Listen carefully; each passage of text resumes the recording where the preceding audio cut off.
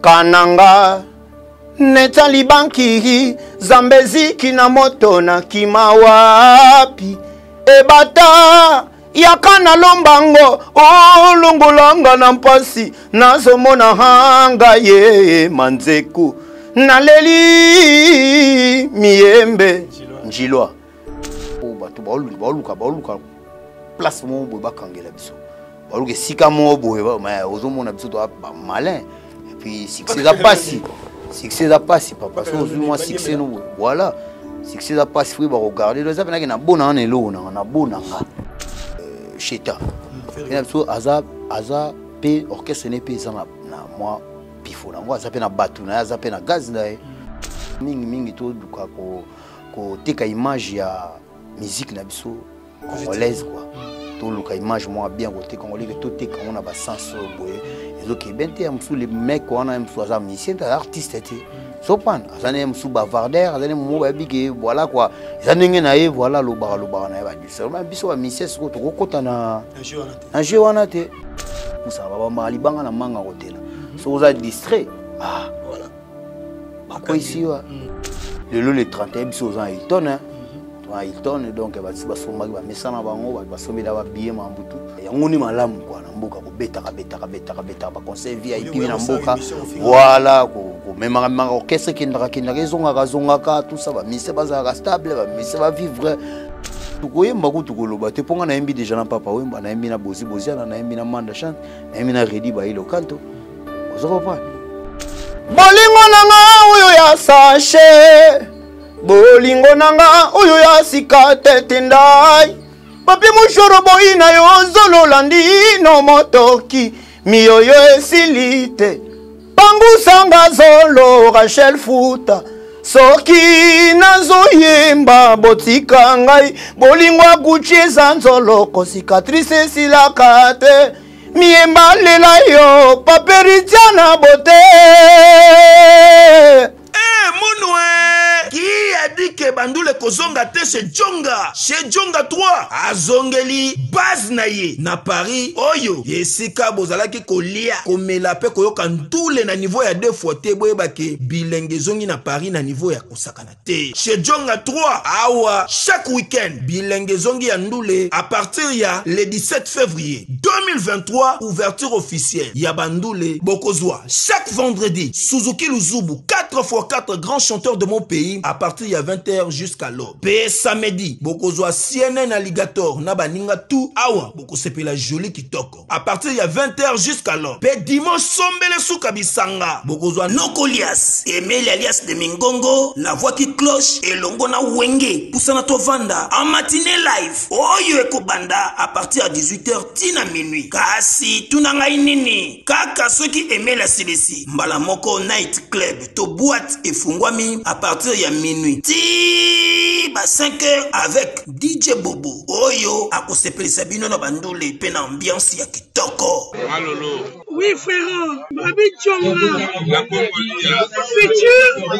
Futur. Hein? Nous te reçons la 50 boîtes. La Katakin, c'est Djongaske. Chez Djonga Twanga Nantaba, Ezwami na adresse Oyo, Noisy le Sec, Nassime McDonald, numéro 25, chemin de Grou, 93 130, Ozamo Bimba. Chez Djonga Twanga Nantaba, Yangonde Zali mo boko ya ambiance, na kati ya Paris, pe na France mo Bimba. Bana King, Bana Dar es Salaam, Bana Poto, Bana Mokil Mobimba, Cité AC Moko, Afrique Info, avec Frank Stemai, Yandankala, Twende. X-Bass, Marandura, Frank Stemai. Salut et bienvenue sur Africa Info Télévision. Joyeuse fête de fin de l'année parce que le 31 décembre, c'est une dernière émission pour l'année 2024. Merci encore une fois pour vos suggestions, vos partages, vos remarques. Oui, ça là qui bon, c'est comme moi. Baïrer et Zalaki, et puis merci à tout, soutenir Bisso, tout, toujours là pour nous motiver Bisso. Merci d'abord à Frank Stemai. pour la confiance et puis une équipe technique où accompagné Bisso Afrique Info Mobimba na moni bongo merveille Mampoya et Maël Sadiki pourquoi pas Obed Toko et Masangai aussi RJ yepé assistant qui et ça qui tellement kitoko et puis bande konyos oyo ba lingara Alvin et Lutumba joyeuse fête de fin de l'année à le véritable et le seul code mondial lui c'est Yaouli Moucheni Motomoko bien azali wana aussi pour accompagner biso na 2024 et homme social Mutuya Batu fondation Willy Moucheni pourquoi pas aussi à Mouvier Kevin et Katumba Skoba papa na dernier depuis États-Unis d'Amérique bola moleki tellement et bilé joyeuse fête de fin de l'année à vous aussi et puis à toute ma famille na pesibino bambote et bilé 2025 avec Dieu Toko avec succès protection divine et puis marambo yibele belé puis opportunité et ça là bien miembe lelo nazana yo c'est une joie pour moi à Royamba yo la dernière émission et année 2024 bienvenue chez Alvin. Merci Lutumba. Voilà. Après nazana senga komona yo après ba mekili tout ça voilà retour donc émission pe je crois à mi balé pour nazaki pas fifisi et puis yo a mi balé puis ça pour na go clôturer année 2024 donc bonne année na batutu oyo bazoko tambula si kanzamba zo lokuma bateli biso si et puis ninga sisi na biso mbula on a salué ba melomane bonne musique nyonso et puis na ba spiritas tout et puis na yo moko Alvin Lutumba voilà otika musala o te to bandino kala et puis tisiko zo bunda lokola pe biso to bunda toujours voilà. Donc miembe au soda na yo quoi ya changu miembe miembe à la team Wata ba spiritas bonne fête na bino ba melomane aussi à bonne musique bonne fête na bino miembe tous en dernier journée plutôt il y a année 2024 bilan il y a miembe étant qu'artiste avant de dans la team déjà groupe il y a héritier Watana mais yo moko étant qu'artiste tu peux dire 2024 bilan est positif ou négatif? Non, bilan positif parce que en 2024 déjà makambutu on a lukaki na salaki donc avocat langue betangam na salaki de la République et en 2024 na mon epesa makambu nango donc ngam na imbaki vocal wana suka et puis ngapeka muna uti utasumi kile na yaki et puis musical et tout ça ngape na paye ba plan ngape na paye ba car na mambutu tout ça donc puis ba petit ba mati ba zongi donc et puis nzamba bateli ngai ti na komia wa donc bilan ezaki vraiment positif quoi na 2024. Merci beaucoup quoi. Voilà 2024 bilan personnel il y a miembe ezaki positif et bilan la team Wata aussi binomo yomo botamotali nebotamboli 2024 tu peux dire quoi suka kitoko voilà suka to beti ba sala minene to beti to sel ba voyage à minene puis stabilité d'orchestre ezaki pena likolo na 2024 oh, tout le monde azaki stable tout le monde azaki responsable na makambo na et puis tine aussi c'est année oh, en tout cas mambo kitoko quoi comme d'habitude la team Wata quoi voilà. Non, l'ingato ya non bilan yo par rapport à Bavoko Sali na chemin de la gloire. Bavoko mo au Sali au Sali la bisongo et au Sala tellement kitoko par rapport parce que chemin de la gloire na Mbi Simba na Mbi Peni de la République. Voilà. Donc c'est ça quoi. Il y a de la République et Zalara. Maître bienvenue Faso, demain se prépare aujourd'hui. Kevin et Mamboubla Gold, Chris et Magema Rolls, Yanga Mote Meza Kobe, Tambangu Mbango Zo Kipenga Ite. Yanga ina yo siele kanango, Bakatanga Musisa ya Nzuwa, te divoka, Bakanisa kieko salanga pasi miembe, Bajalu bacholi papatiana. Akipate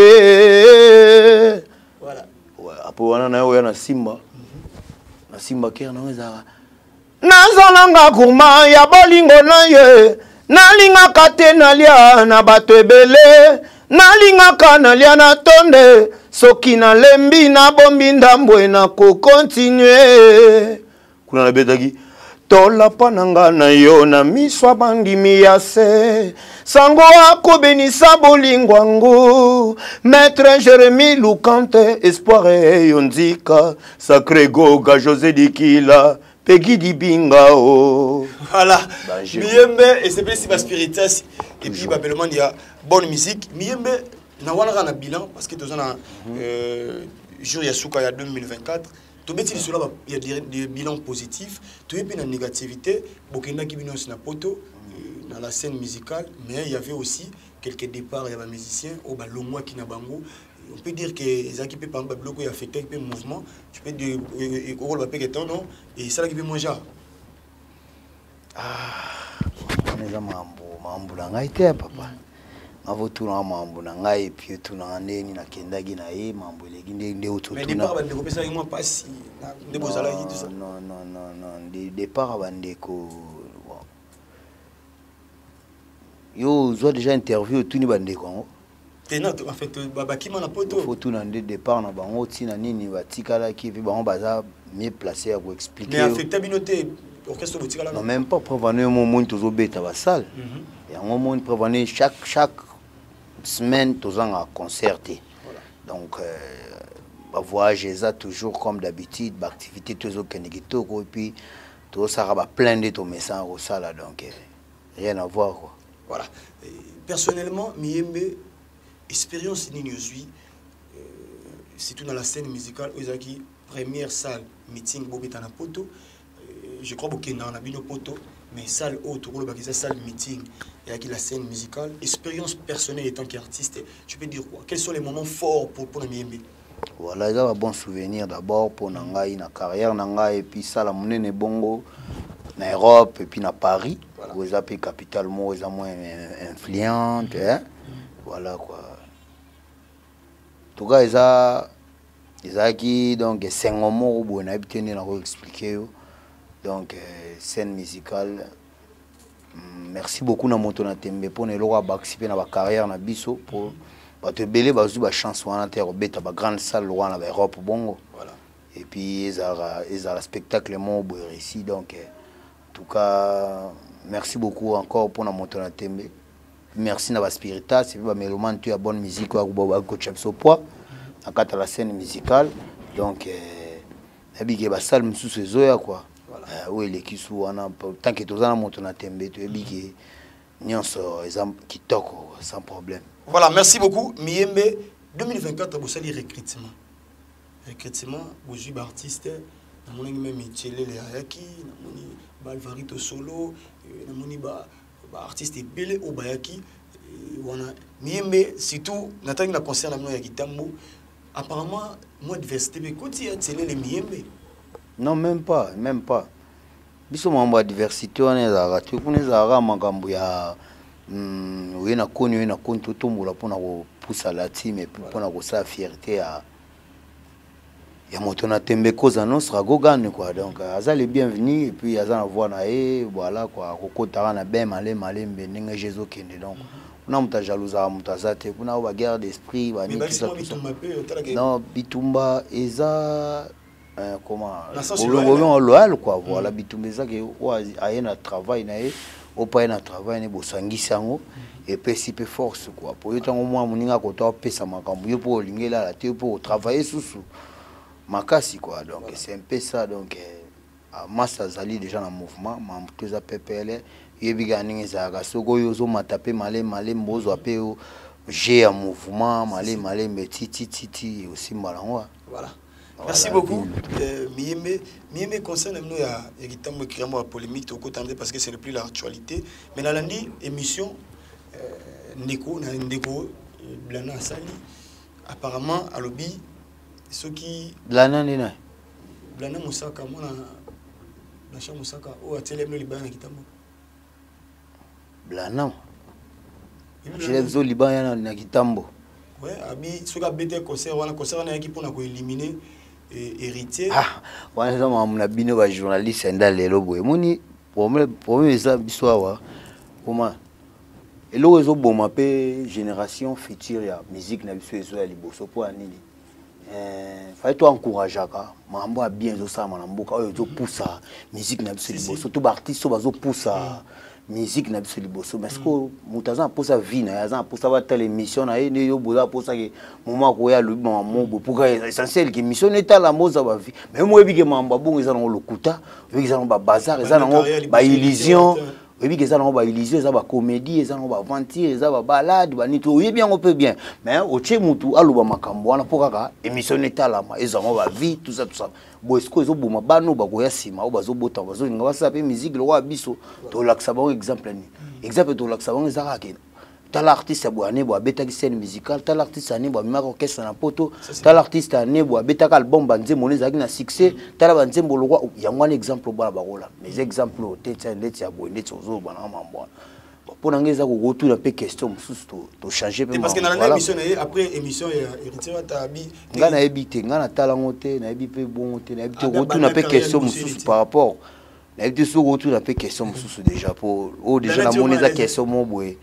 Na moni pena na moni ta moya ko répondre en te quoi tout sur le mambo eza sérieux et puis quoi tout sur le mambo eza pena sérieux ta que ba responsable et tout ça moni boy le roi ndeti ba kitambo wana zaki maman na plein ko cause notre l'accès qui pena que on est ma belé na ya botamela au monaki ba kibinde yaki monaki ba Chicago 320 monaki ba base tout ya kitambo ba koko kitambo ba mama kitambo ba se déplacer ba handicapé kitambo lola ça vient mona kitambo fief au beti conseil puis conseil qui toko tisuka sécurité assurée mambu tout pepele ya ngone zo la sa grandeur ya artiste ya zo la sa chance n'étoile ya artiste étoile la mutu ba tufa ngote étoile la mutu ba rozo ata muta pousse mo ba letse bilamba oyo lataki ya yo lataki msu patio ya jean chemise bazili boma mo pena na suka maboma ba letse pe chemise on a leke taki Alvin voilà au moins maman ngeza donc c'est un peu ça voilà quoi encore félicitations pour la cause à nous sur un concert wana ya il y avait le drum quoi donc c'est ça quoi pour la musique n'a pas qui est libre apparemment ceux qui ont un concert pour ça mon ami a tika distraction mon ami wa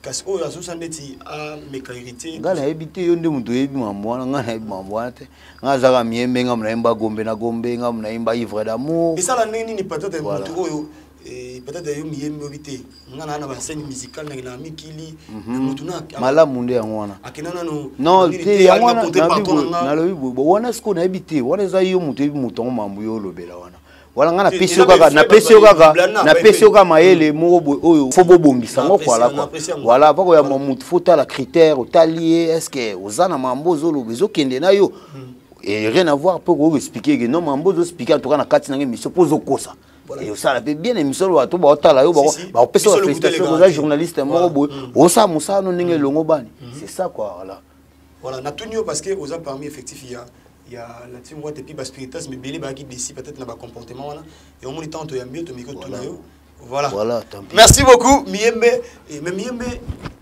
aux conscient oyebi sans kokota na ba polémique mais oyebi aujourd'hui polémique écoute-moi ma casse si tout entre dans la team what et puis na orchestre mususu et je peux donner l'exemple tu veux dire cela blana on to beta monter mais tu veux dire cela diversité où est commis entre héritier watana bena na Ferrigola. On ne peut pas dire qu'héritier à l'équipe a fini Ferrigola, Goga Salamoté, mais tout le monde a commenté ce que Naba fanatique, Naba porte-parole au Balobelaga, la team Watt, au Balobelaga, Ferrigola, et comme il est là, moi guerre, moko, et on a même aux acquis, témoin, au Yébi, musique, et nous, ma bête qui est na poto, on a comme héritier, et na Luanda plutôt, on a comme héritier, et puis côté tout le monde qui n'y a pas encore, Ayaki a répondu qu'il a fini, maman a Ferrigola, et puis côté Liverpool ils ont un comportement on a personnellement dans apprécié tout le monde musée qui nous a bani ko fin hérité ba comportement on est so vis-à-vis na bino bozo so monde ni ya moni mamu na tu biso Alvin donc si on doit chance wana pe ya gozo moi éducation instruction na chance to zo pa ba boti na biso tout le monde na ina swana na kezo diplôme kuna bani tout ça na ke luka pour les lots on va no boy na mekape ko partager le roman bona bato ba la na parler na ba petit ba enfant to bani tout ça on limité que ndenga na ebeli moto na tembe koza no sa akotombola téléphone na benga moto ke sokutana moto boy ça là il faut so moni moto boy finga et tout ça je crois pas mais ça que na la société ne tovanda boza muna mutaza na maturité na ye azana na mentalité na ye azana nenga ya magalikambo azana be émotion na ye ya ko yamba likambo na émotion na boye a sailo mo boye après ko regretter si moi je trouve que ça mususu bon voilà ndeti lobi likambo muna na mona ki joana na moni ya lobi abo miembe kuta iba télévision na Angola bali tout ça donc bodi donc ils avaient émotion kaka ya mutu muna mninga partage avec émotion na ils comprend donc fanatique musupa roza na kwa mo batalika tipo na kana ya lobali kamombo ya faux ozopa na volonté na emogo c'est le sentiment vous comprenez donc rien à voir na leader rien à voir na orchestre wanza makamba balaba yo mo faut gérer on nenga balaba vous comprenez non donc ouais mais on est ni temps voilà namona igaka non namona ko normal pour tout mais ça non déjà comment non genre qui a mboka voilà comment non déjà j'ai mboka mais là on a aussi bisoka qui faut mingi tout duka ko teka image ya musique na biso congolaise quoi tout le image moi bien côté congolais que tout est quand on a bas sens boye et donc bente amsou les mecs on a amsou za musicien artiste était sopan azane amsou bavardaire azane mo ba bige voilà quoi zanenge na ye voilà lo bara na ye ba du seulement biso ba musicien ko to kota na un jeu wana te tu vois ndeko musu basilika ki babi kota na jeu wana te oyo ndeko e combien membre ya ko finga ko dépasser ba bon ndeko membre beta ba ndeko musu ba ko chaque moment voilà moni siko ndenge za wana bango voilà vena biso nani vena biso cheta vena biso aza pe orchestre ne pe za na moi pifo nango aza pe na batu na aza pe na gaz na même ma pe biso pe la team moi tato za pe na popularité la biso za pe na gaz na biso za ma donc c'est normal ba gaz wana faut ça la paix et lo mo ya bon mboka e ba nyongo le loté bana no kala depuis mi pepo ya eza musique et on parle eza musique comment là est-ce que ma beza que musique ko maman ba nini ba to ba famille ba ndokota ba ni tout ça bon na bi keza mo pepe oleka ben wa mala mozara ke le 31 biso za Hilton hein to Hilton donc ba si ba somba ba mesana bango ba sombi da ba billet mambutu tout à l'heure wana après nazo kende balance donc yango ni malamu quoi na mboka ko beta ba conseil VIP na mboka voilà ko même orchestre qui ndaka zonga tout ça ba mise ba stable ba mise ba vivre je crois que c'est important yango wana quoi voilà merci beaucoup Miembe j'apprécie beaucoup philosophie na yo actuelle non c'est bien mon makasi c'est comme ça que tolingi pe musique yango ezala biso de tout dans la question d'actualité non pour tout le temps ba terrain mon boyer c'est ça voilà mais le bel mot est très important Miembe aujourd'hui Miembe tu peux au fond na TV au monde mutumo leki a cité maman Labino ba petit c'est choquant ouais c'est choquant Miembe comment on a niveau pour agir na ba ndenge boyer parce voilà c'est choquant na émission héritier watana be selon ba dire na ki choqué tant ayoka kiango voilà ce qui moutou pas l'équipe n'a débordé bon Miembe et tant que moutou et tant que image tu peux pas agir de la sorte dans les mots c'est toi va célèbre c'est toi va star donc ça dit star ba bambo libanga ba bambo mai ba finga yo nyonso non so ba finga mais il faut gérer encore na célébrité et tant que célèbre voilà mais vous avez la famille bana bana ba ko tala finga koko na bango tout ça voilà c'est ça donc bana pe na famille ba ko pa que musala papa biso sala katala risque nango boy comprend pe ga na balabala izana batu misupe mituna bango sala nango te akoya pe ba finga papa na biso mais ba finga papa biso ezango lokuta ezango lokuta donc c'est ça n'est pas boy masano lobiana abio ngai na ibaki TV la ata yo alivio o ibati ata yo go memo donc boni ge butalo lo baga pour la ACP ça bat c'est kala ba parler tout ça bat tala ba ni tout ça mon bon pona ngana mon ngelo mo isa na place bo to vendre boy tende to vendre lengo alvi tout sur le mambo important frère voilà merci beaucoup Miembe Yachangu c'est gentil ah Miembe ba pexi bino beaucoup dans la terrain mon ya polémique ou bien philosophie dans l'obité ceux qui peno lingi ou la c'est na linga orchestre na mingi na linga leader na mingi na linga ba fanatique na mingi donc na linga te ba la choquer na linga te leader na la choquer na linga te ba fanatique na ba za la stresser na linga te orchestre na un problème voilà on a pour éviter pour te rappeler l'esprit wana au moins l'esprit wana pena biso moko pena donc to ba spiritas on prend mais c'est important la minute pour Jésus pousse à baba libanga na manga hôtel so vous êtes distrait voilà quoi ici, voilà quoi. C'est ça. Donc, nous avons chemin de la gloire, donc nous allons continuer à kende. Banze motis wezo beta kaka, ba voyage, ba contre zo ya kaka, so tali calendrier na biso donc to côté 2025 mais zo bandi sous na janvier zo kende kaka toujours zo kende.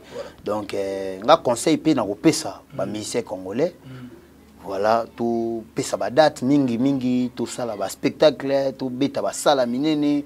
Tout le moyen de garder la popularité, de garder les fanatiques, tout ça, tout la force de la musique congolaise. Je suis docteur Pichotondele, pharmacien de formation. Je suis formé à l'université de Kinshasa à la faculté de pharmacie. Et puis je fais d'autres masters en transformation des agro-ressources à l'université Marien Ngouabi et au Canada en préparation de cosmétiques thérapeutiques naturelles.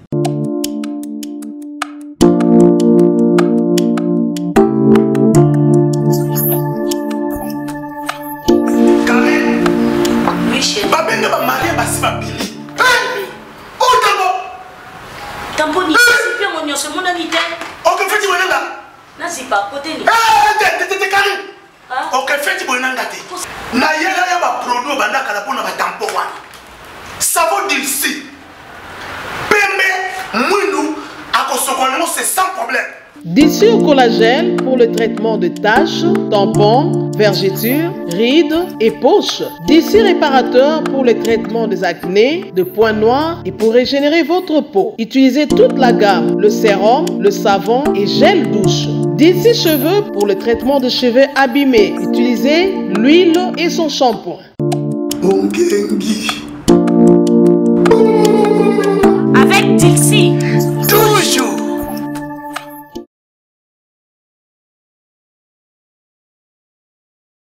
Est-ce qu'on peut dire 2024 vous savez et belé pour les artistes presque non même pas tout ça les belés mais tout ça là des musala pour na bino ba journaliste bozo en matière ba fanatique pe bozo en matière au lieu de arabe ba no ba ni 80 000 émissions 60 000 émissions des nga bo combien de faut benga na ligne na ngoyate mon mais na mo alfi na zande ko na non fona kende na loba makambo ya zana posa na loba ozo po mais pona nga mo na zana na tina te nga za tina zela na chombo no ko mona na itonde na ogang sabat na iton ya ngwana ne pona nga eza bien pona carrière la ngala ça ba archive eza vie na nga ya ngwana mo na tracé toi c'est pas que na ya bona ndo finga ba mama batu tout ça bon avenir na nga dans l'avenir na futur na voilà c'est ça voilà faut te préparer futur demain se prépare aujourd'hui.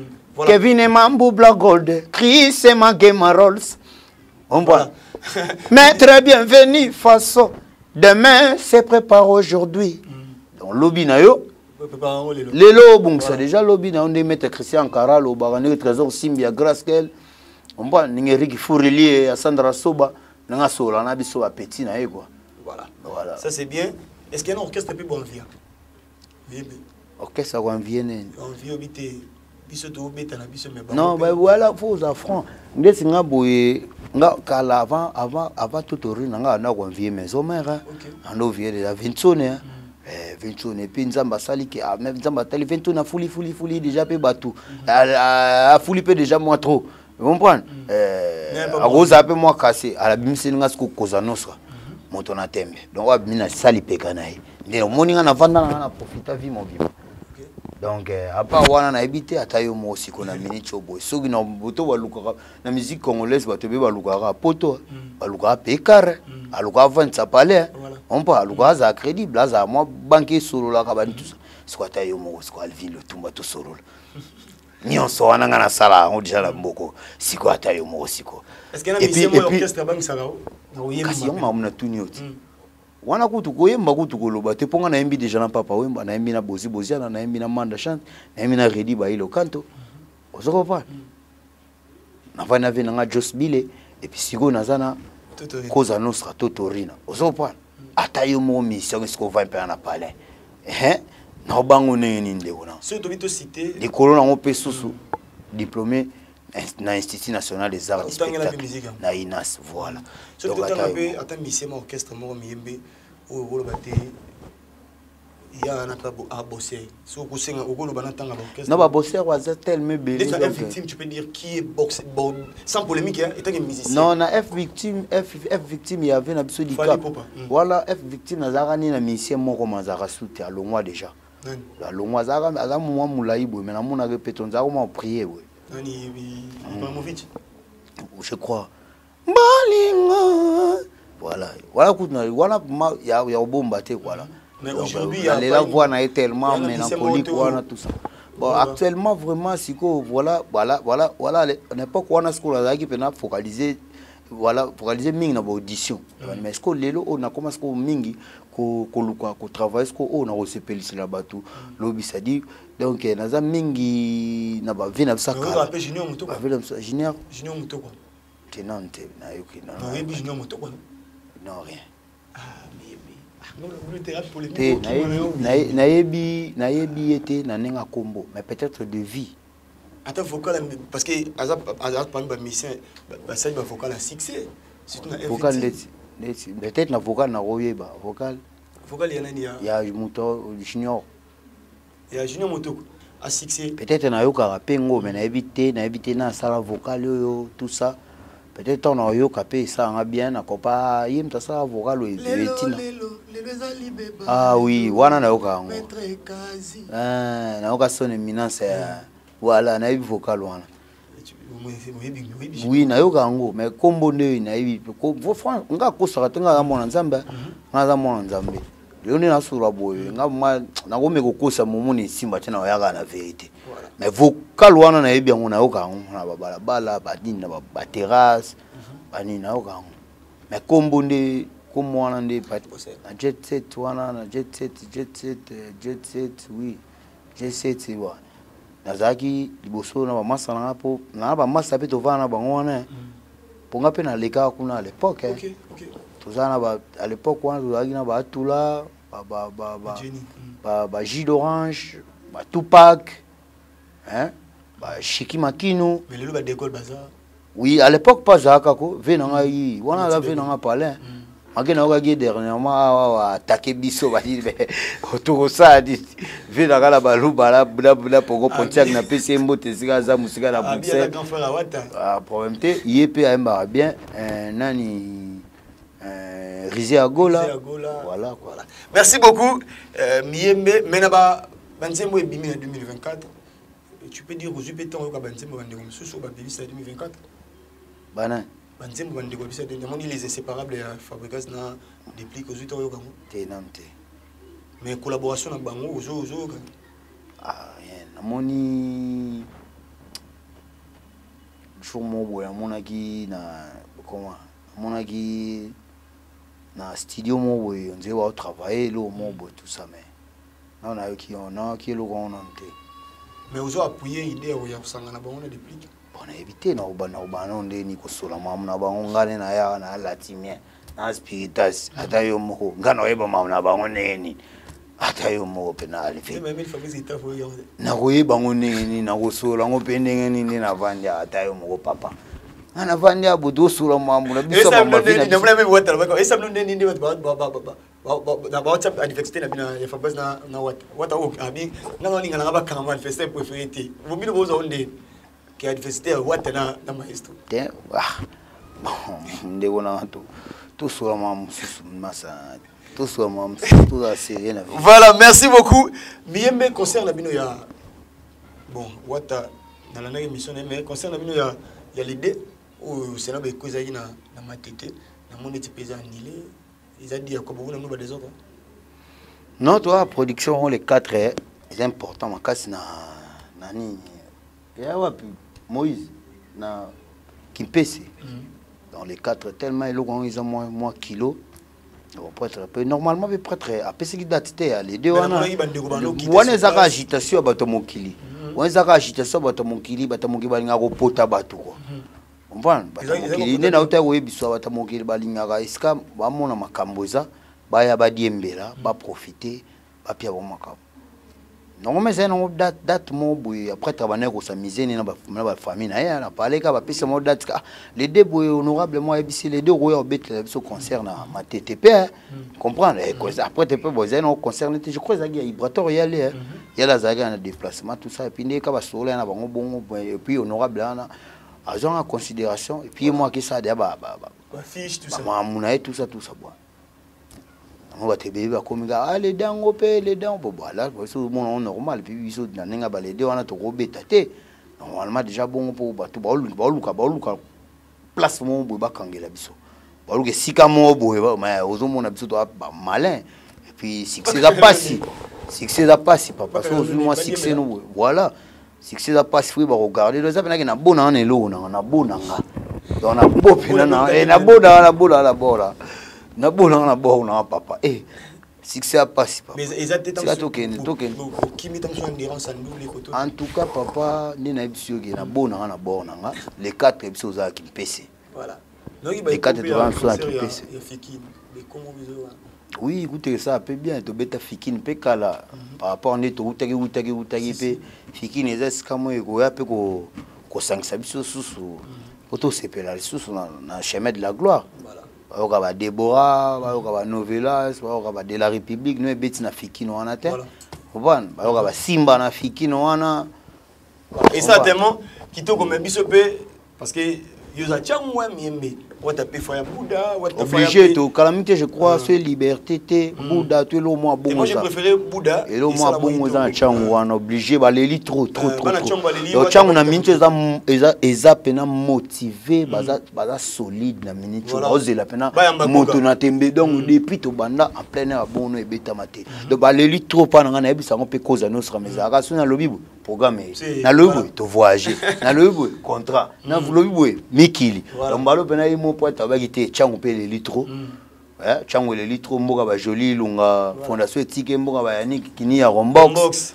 ozo bon donc en tout cas ya ba Triske Makengo Maeva Palace donc changu ya mabe ya Apocalypse 22 o bon ya ba Didier Lota donc eza mabe changu wana na zo bisa donc niveau bazo zela cause nostra donc on a profité la peste mote na Fallon Kapinga Fallon la grande en train de Gilouana donc base ça na motivation concert wana zo sala wana donc changu kalamite tozo ya bana njili bana masina comprendre bana kimbanteke quartier kingasani mokali parti aéroport Siforco ba tout ba mo baza pena donc motivé quoi voilà ça c'est quelque chose de bien mais tout le monde qui va enregistrement la photo tout le monde vous avez dans studio et c'est bozo tia ba titre ya ba musicien c'est pour quand mais bozo nzembo.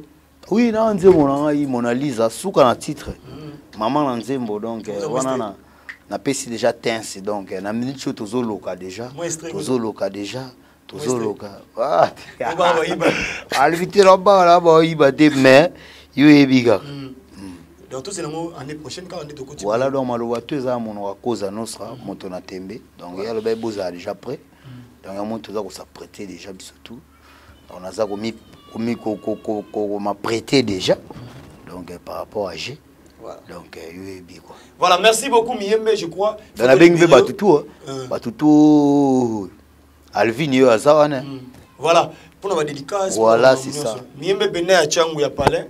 Donc sur la dédicace il nanzemo ya Miembe déjà boyibi ba pourquoi Miembe raté so comme ngai non mettre bino directement en contact et que ça tellement kitoko Miembe fona libérer bino parce que concert à Ipton mais bon Ipton hôtel en moto voilà donc ils ont vraiment si comme moi bien ils ont lié moi ils ont classe ils ont placement pendant yo biso ngami ba concert VIP na mboka voilà tellement ba concert VIP biso ngami na ko beta au moins trop pour surtout orchestre ba cadre ça va bien venir face au procédure ba ko ça ba vie na ba Christian Ankara ba ka na ba vandi na mokili ba hôtel comprendre donc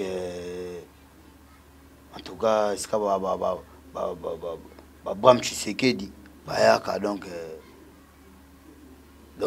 c'est un faux placement boy lixier quoi donc le Hilton voilà le 31 et na Hilton avec héritier Watanabe Miembe avant de ma dédicace parce que tu mis penza na suka je crois au c'est un sur la tomeki ko solo là mais c'est surtout la philosophie na yo malgré ba pic mais et qui m'a dit toko Miembe ozongisa biso pena na kimiyembe na peut soko oyemba nini so sani parce que na maki mission yo na linga rappeler le batroté danger surtout ba mamu for sana ngana tana shagi sente voilà toi ta Clifton na on le concert beta il faut ça pour appeler na li pena oyemba batroté pour mais faut se penser OK nous les banina c'est ba toi c'est pela déjà Alvin ba c'est pela ka déjà lo bana ngompaka ba yebige ntungeza li odek na yebizayo dongi voilà on a un Kinshasa pour le fin de l'année on a oublié dans taboulé voilà on l'a venagi Kinshasa mobimba na lembi kosilisa na koyebisa baboti pe bandeko bakangi matoye ponanga ikuleleleki zanga bolingo mpe yotonda nyonso nakopesa mama yakomi bebisa tika na mona mama nasuki lelo yo napusa bageste na basi bandeko tika na mona mama lelo nameli te kasi nakoyoka moto eko baluka nasuki lelo yo nalangwela muluwe bomema ngai na nganga. Voilà. Il y a des personnes qui sont focales dans le retirade chemin de la gloire, chemin de l'ange mi démon. Ah voilà. Kolele kimwe na miswe kauki tindelanga réserve ya pinjolingo yao. Lucien bata vivre seul na kokokati Lucien ye na ebakiti masango yo kombo amu elangwisa ki komisaka moto zoba waskuna yaka na vukananga kananga neta libanki zambeziki na moto na kimawapi ebata yakana lombango olongolanga na mpasi nazomona hanga ye manzeku naleli miyembe njilwa naleli vie comme na biche mishikangandwa oh motema pasi donc hymne national c'est quoi donc eza eloko moko boye mokili fait comprendre nango mokili fait message nango ke tozala na ba œuvre le roi boye ke na koti pe bena oleka na car na ngala nzela na kipe bafle beta ki avocat na bossa na komande mbongo poto kabana vokalo sa na mete la retirade wana bolingo nga sachet affection ate kozala lokole lili na nzoto te ouais kuna betaka bolingo nanga uyo ya sachet bolingo nanga uyo ya sika tete ndai papi mushoro boina yo zololandi no motoki miyoyo esilite pangusanga zolo Rachel Futa soki nazoyemba botika ngai bolingwa Gucci zanzoloko cicatrice silaka te miyemba lela yo paperitiana bote penza na suka émission na biso Eli Pemelo miyembe Yo, le 15 janvier, c'est mon anniversaire. Et Batoto Balingaralvin, le tombe le 15 janvier, c'est mon anniversaire. Eli Pemelo. Voilà. Eli Pemelo, Miyembe, Aleli. Miyembe, ba dédicace to Kabona. Ouais, dédicace nanga na uti na ngona Lille, kuna na moni Jimmy Mobali na Lille, puis na moni lisusu mon boss. Hervé Mosolo, Hervé Banzimbu, Hervé Falanga, prêtre. La Pessia la Lambote, kuna Skabazarana Baji d'Orange na Lille. Voilà, na Pessi ba tout ya Lille Mbote. Donc na ba on tangite bandeko na Lille et puis na Belgique kuna na zomona Liva Cacharel, puis na zomona président na ngai Winston et puis Jires Peugeot. Voilà, tourno est-ce qu'on a Paris na moni Bage Jivisi avec le président Maïcha, on a tout le monde a bon Zéli Bolardo, on a tout le monde a Crespi la qualité, on a peu sous tout le monde a venant à Giverlen Zongo, Given José Dikila, donc on a peu si base tout. Il y a Jivizi, Mbote Belé, au Bazagi, on a vraiment tika ngaité quoi, on a Paris wana, Donc Diego Mbondo nationalité, donc lèvres rose Diego Mbondo. Bandeko nanga batika ngaité kuna mona garçon 6 fois donc Paris mobimba base gare du Nord na pesi bino mbote atankale na pesi mbote champion Kevin mbote belé na bino kwa na Dodi Chungu de la défense donc tout trésor Mbomboka na Grelia tout donc ya Paris wana na pesi bino ba mbote ebelé tellement koleka donc et puis on a regardé en Ambour, on a Bissouan, on a Zarana, Ricky Foureli, Sandra Soba, tout Zarana, maître bienvenu face aux procédures. Il y a des Théo Zambruta, il y a un Changou malgré Nazo Monanate, donc tout le monde en a été. Petit Changou Yeyo, donc maître Jérémy Loukante, avocat patron. Avocat patron à Kata States, maître Jérémy Loukante, et puis on a Massana Métis Noir qui quitte à States. Donc Batutu balinga miembe donc trésor Simbia Graskel donc en tout cas Marambutu eza pepele gamo mouché tout ville donc batu balegi tellement ebelé ba belle nana tout ya capitale na pesi bino mbote ebelé miembe yo soda na bino donc rendez-vous kala mingi tawa na Hilton Hotel donc ba merveille na batutu ya mokili na ba spiritas tout na ba meloman tout ya la bonne musique ya la bonne musique. Et puis, donc, je dis de Kabila, il y a un ça a été.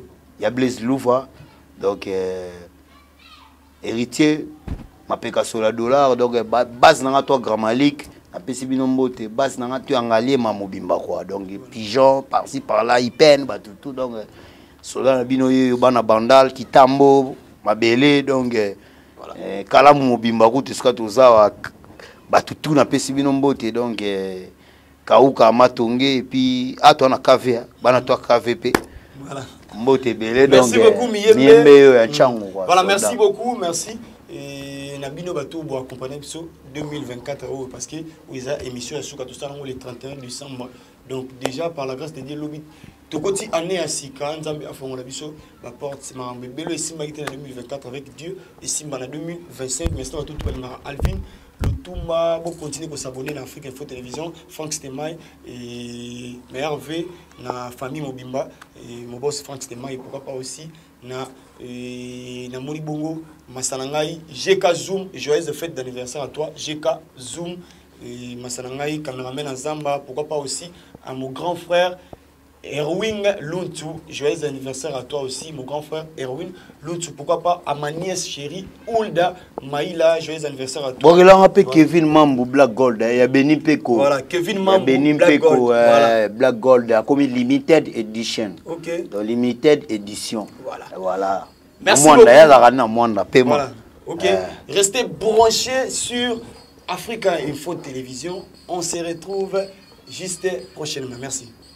Monoué qui a dit que Bandoule Kozonga te chez Djonga 3 azongeli base naye na Paris oyo yesika bozalaki kolia komela pe koyoka ndule na niveau ya 2 fois te boyebake bilenge zongi na Paris na niveau ya kosakana te chez Djonga 3 awa chaque week-end bilenge zongi ya ndule à partir ya le 17 février 2023 ouverture officielle ya Bandoule Bokozwa chaque vendredi Suzuki Luzubu 4x4 grands chanteurs de mon pays à partir de 20h jusqu'à l'aube. Pe samedi, bokozwa CNN Alligator na baninga tout awa bokosepela la jolie kitoko. À partir de 20h jusqu'à l'aube. Pe dimanche sombele souka bisanga. Bokozwa Nokolias, Emile alias de Mingongo, la voix qui cloche et longona wenge poussana to vanda en matinée live. Oyo ekobanda à partir de 18h tina minuit. Kasi tunanga inini kaka ceux qui aimaient la CDC. Mbala moko night club to boîte et fungwami à partir de minuit. Ti ba 5h avec DJ Bobo. Oyo akosepeli sabino na bandule pe na ambiance ya kitoko. Malolo. Oui frère, Babi Djonga. La Congolia. Futur. Hein? Nous te reçons la 50 boîtes. La Katakin, c'est Djonga. Chez Djonga Twanga Nantaba, Ezwami na adresse Oyo, Noisy le Sec, Nassime McDonald, numéro 25, chemin de Grou, 93 130, Ozamo Bimba. Chez Djonga Twanga Nantaba, Yangonde Zali mo boko ya ambiance, na kati ya Paris, pe na France mo Bimba. Banagin, bana Dar es Salaam, bana Poto, bana Mokili Mobimba, CTF Moko, Afrique Info avec Frank Stemai, Yandankala, twende. X-Bass,